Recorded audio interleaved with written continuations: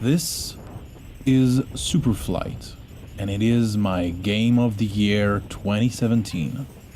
It is an extremely simple game with simple controls, no story, no dialogue, no music, no quests, no guns. It is, in a lot of respects, reminiscent of the classics, the very classics of the 80s and even 70s. I'm especially thinking about Pac-Man. It's similar in many respects to Pac-Man. First, the controls are only movement. You only go left, right, up or down, and that's it.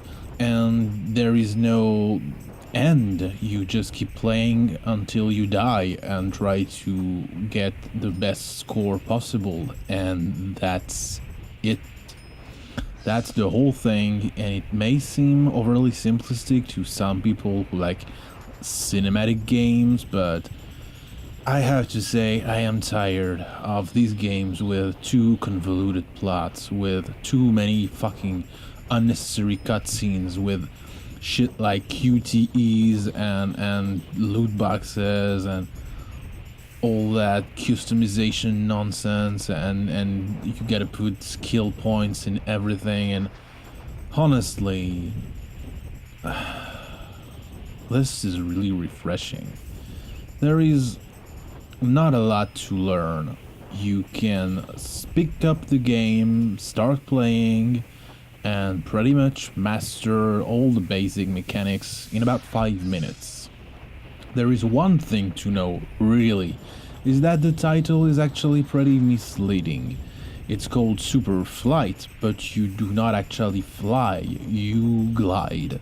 So that makes the control a bit difficult to grasp at first. When you get that you are not a plane, you're just something that glides, it's okay. You gotta use the winds to propel yourself, and basically you're just falling. So when you reach the bottom or get into a portal, you get to the next map. All the maps are procedurally generated, and there is virtually an infinite amount of them because they are all linked to a string of characters that is random. You can use your own string, like type a word in the map generator, and it will always generate the same map. So if you make some cool maps, or if you find one, you can save it to the map registry and then share it with your friends or online on the Steam forums, and that is a pretty cool way, in my opinion, to make multiplayer without real multiplayer. SUPERFLIGHT. What is so great about it? It's just a feeling.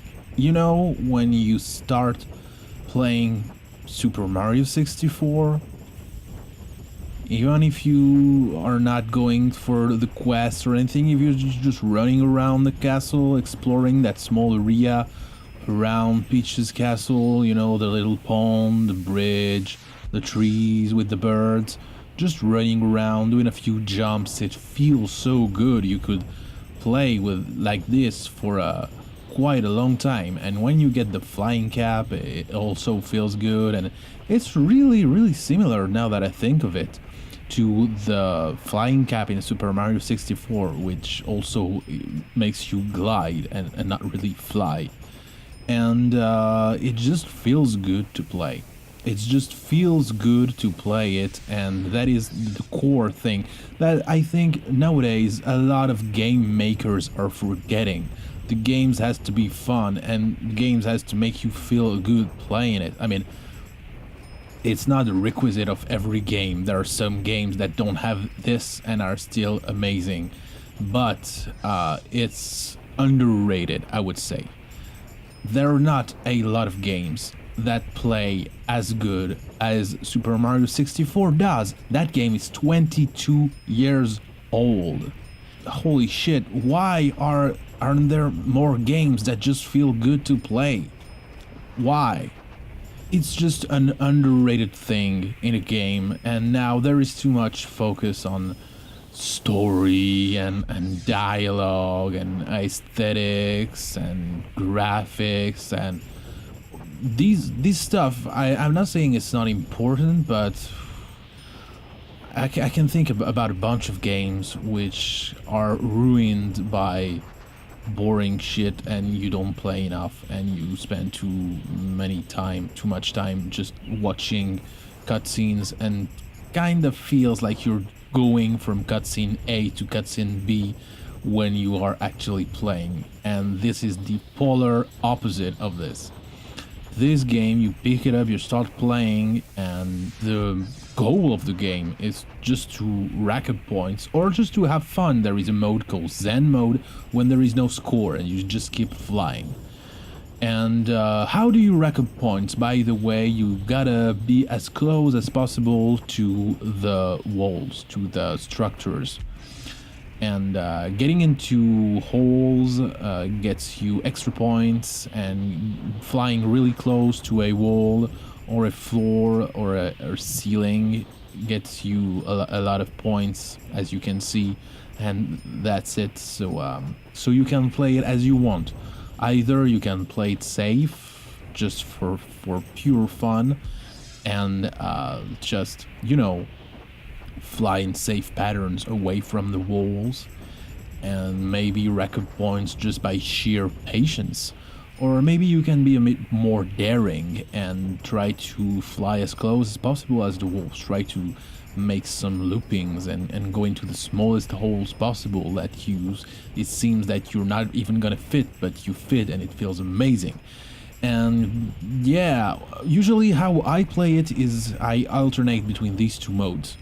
I go in a map and I do the daring thing, and I try to rack up as many points as possible by flying as close as possible to the walls and doing some, you know, reckless shit. And then next map, I gotta take a breather, so I play it safe. And this makes the game, I mean, I can play it for hours without even noticing. And it always gets me excited to play the game. It's one of these games, you know, when you want to play video games, there are two modes. I would say sometimes you have some free time and you just want to play video games, and it really doesn't matter which game you're gonna play. You just want to like relax and spend some time playing video games, and it really does not matter if you're playing Half-Life or Sonic or Project Cars. You just want to play a game, you know, it doesn't matter which one. But sometimes you have a craving for a specific genre or a specific game, you know, you get excited just thinking about playing this game like later in the day. And this has happened to me a lot with SUPERFLIGHT. Like I think about it in the morning and I think, yeah, when I've done some work, I'm gonna play some SUPERFLIGHT and I'm gonna have a lot of fun, and it's gonna be amazing. It's gonna be awesome. So yeah, this game is pretty unique in this respect and in everything else I've said already. Of course, it has minor flaws. I would say that the graphics options are pretty limited. There are not a lot of options. Well, it's fitting because the game is really simple, so the menus are really simple, so that's okay. If I was to give you an advice, it would be to deactivate motion blur, because as you well know, motion blur in video games usually, I mean, and when I say usually, it's 99% of the time, motion blur sucks. This game is no exception, and it also can generate input lag, which is, in this kind of game, horrible. So deactivating it is the way to go. Apart from that, yeah, I'm not really a fan of the model that is used. So this weird dude with big arms.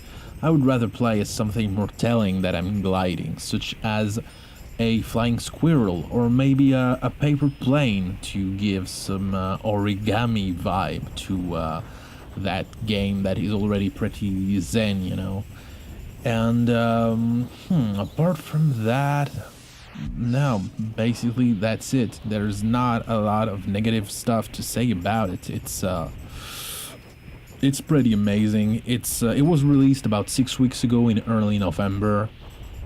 and it's I have an old PC that is not great to play recent games. I really wanted to play Hellblade this year. It's the game that has hyped me the most of 2017, and I really want to play it. It looks amazing in every way.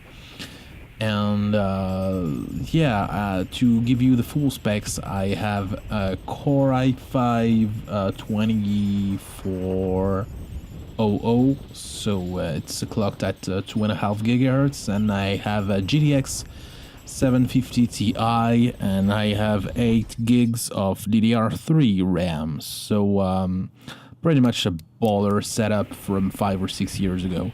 And it's great for playing old games, and it's great also for playing new games that are not too demanding, that like this game, or games such as Stardew Valley, or this kind of games that are not intensive on your CPU and GPU. And it's just right by configuration for this game. I get just 60 FPS. I get some frame drops occasionally, but basically it's if you have an old PC not too powerful, you can play the game fine.